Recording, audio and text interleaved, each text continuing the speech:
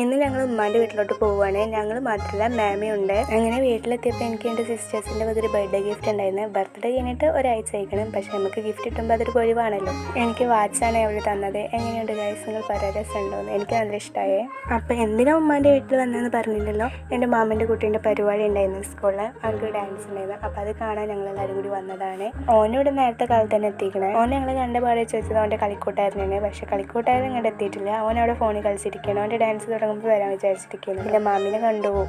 മാമി ഇവിടെ കുട്ടികളെ മാറ്റി കൊടുക്കുന്ന തിരക്കിലൊക്കെ തന്നെ. അങ്ങനെ ആദ്യം വെൽക്കം ഡാൻസ് ആണ്. വെൽക്കം ഡാൻസിൽ എൻ്റെ ഒരു മാമൻ്റെ മോളുണ്ട്. അങ്ങനെ കുറച്ച് കഴിഞ്ഞപ്പോൾ കളിക്കൂട്ടാരനെത്തി. അങ്ങനെ ഞാൻ അവനെ പിടിച്ചിരുത്തുകയാണ്. പിന്നെ താത്തി അനിയനും ഭയങ്കര തല്ലുണ്ടാക്കലൊക്കെ.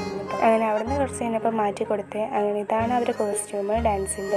ഡാൻസ് അല്ല, ഒരു ഒപ്പനയായിരുന്നു. പുതിയപ്പള നിൽക്കുന്നു. അങ്ങനെ ഇതാണ് അവൻ്റെ ടീം. എല്ലാവരും ഡ്രസ്സൊക്കെ ചേഞ്ച് ആക്കി. അങ്ങനെ അടിപൊളി ആയിരിക്കുന്നു കേട്ടോ. എല്ലാവരും കൂടി ഒന്ന് ഒരുമിച്ച് കാണാൻ. അത് അവൻ്റെ ടീച്ചറാണ്. കുട്ടികളും ഇങ്ങനെ മാറ്റി കൊടുത്ത് കഴിഞ്ഞാൽ പിന്നെ കുറച്ച് നേരം ഫോട്ടോഷൂട്ടും വീഡിയോ എടുക്കലൊക്കെ തന്നെയാണല്ലോ.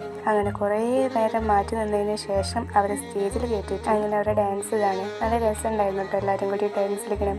പുതിയപ്പളിനെ ഒരു ഭാഗത്ത് ഇരുത്തിയാൽ നന്നായി, അല്ലെങ്കിൽ അത് ഇറങ്ങി ഓടിയിരുന്നു. അത് ഭയങ്കര സാധനമാണോ, ഭയങ്കര രസമായിരുന്നു. എൻ്റെ അനു കളിക്കാൻ വേണ്ടിയില്ല, നല്ല രസമുണ്ടായിരുന്നു കേട്ടോ അവരുടെ ഡാൻസ്. ഇതൊക്കെ എനിക്കൊത്തിരി ഇഷ്ടമായി.